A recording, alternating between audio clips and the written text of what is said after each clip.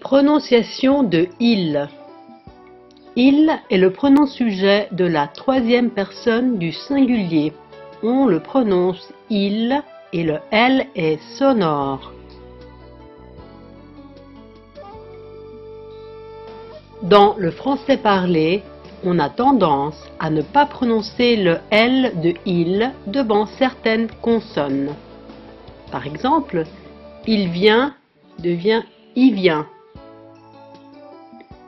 Il travaille devient il travaille. Il sort devient il sort.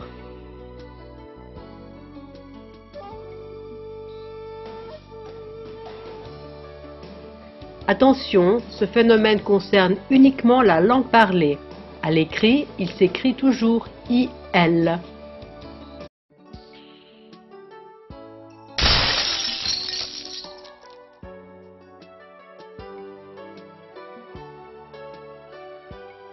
Autre particularité de il.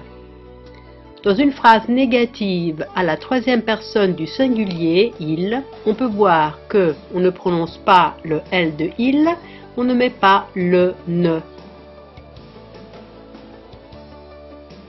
Par exemple, il ne vient pas devient il vient pas. Il ne sort pas ce soir devient il sort pas ce soir.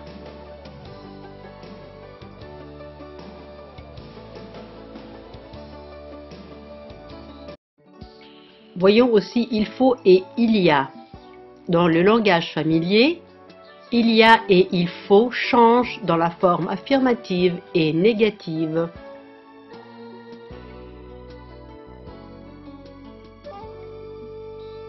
Alors, il faut. Il faut devient, dans le langage parlé et familier, il faut ou simplement faut. Par exemple, il faut travailler se transforme en faut travailler ou il faut travailler.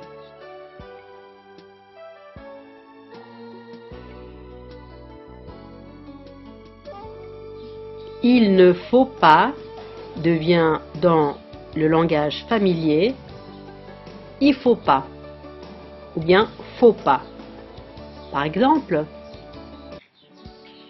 il ne faut pas fumer devient faut pas fumer ou il faut pas fumer.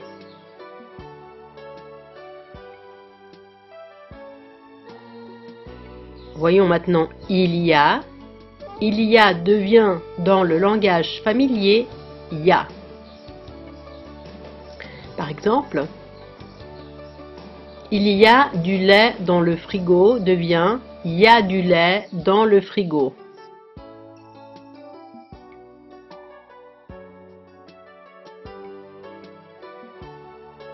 Il n'y a pas devient dans le langage familier il n'y a pas.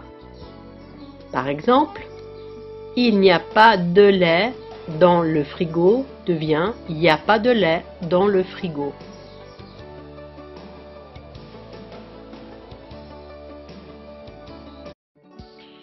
Et donc, récapitulons. Dans le langage standard et soutenu, il se prononce il et le L est toujours sonore.